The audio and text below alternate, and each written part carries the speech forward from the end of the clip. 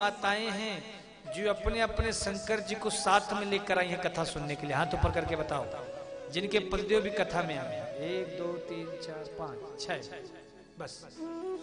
और कितने यहाँ पे ऐसे भोलेनाथ जो अपनी अपनी श्रीमती जी अपनी अपनी सती देवी को भी साथ लेकर आए कथा सुनने? हाथ ऊपर करके बताओ। बस 4 ही 5, वही जितनी माताएं उतनी भगत। बाकी महाराज कुछ घरों से तो माताएं आई हैं, कुछ घरों से भोलेनाथ आए।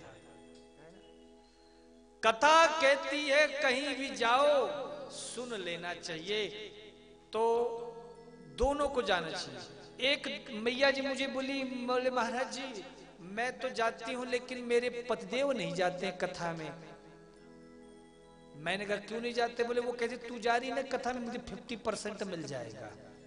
तू कथा से आएगी और मैं तुझे टच कर लूंगा, 50% मेरे पास ट्रांसफर हो जाएगा। मैंने कहा भाई ये तो बड़ा बढ़िया सिस्टम है, मतलब आप कथा सुनोगी 50% आपके पतिदेव जैसे आपको टच करेंगे ट्रांसफर हो जाएगा। ऐसा ही है ना? तो बोले अगली बार से मैंने कहा ऐसा ही करना कि तुम खाना खा लेना और पति को बोलना मुझे टच कर लो, तुम्हारा भी पेट भर जाएगा।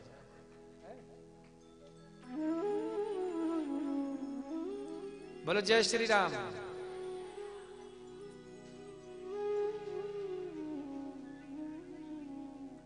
अकेले आए हो अकेले जाना पड़ेगा।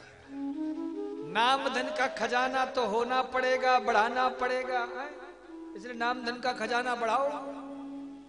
कथा सुनने जाओ तो पकड़ के लेके जाओ पति को भी। पतिदेव आ रहे हैं भोलेनाथ तो अपनी धर्म पत्नी को लेकर चलो। दिन भर घर में पड़े रहते हो, टीवी देखते रहते हो, तारक मेहता का उल्टा चश्मा, चलो कथा सुनने चलो। कुछ माताएं कहती महाराज जाएं तो लेकिन ठंडी बहुत है, बढ़िया गरम गरम हीटर के सामने हाथ तापते हुए मस्त टीवी देख रहे हैं, तारक मेहता का उल्टा चश्मा आ रहा है। साहब कथा बड़ी दुर्लभ है। ये जो रामचरितमानस की कथा है महाराज, ये बड़ी पवित्र और श्रेष्ठ है। क्यों? क्योंकि इसकी तुलना गंगा इत्यादि महान नदियों से भी श्रेष्ठ की गई है। क्योंकि महाराज गंगा इत्यादि महान नदियां जो हैं ये तन को स्वच्छ कर देती हैं, साफ कर देती हैं, लेकिन ये रामचरित्र की कथा तो तुम्हारे गंदे मैले कुचैले मन को भी पवित्र कर देती है।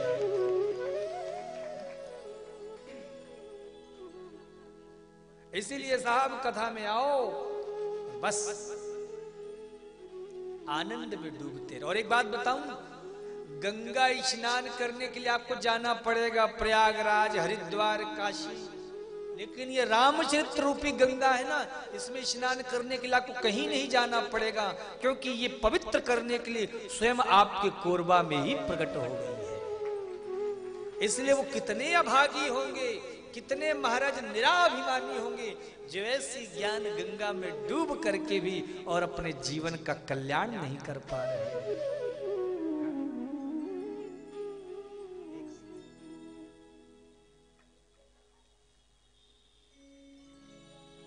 एक साधक का बड़ा सुंदर भाव स्मरण में आ रहा हो, जरा थोड़ा सा। तूने जो कमाया है, तूने जो कमाया है,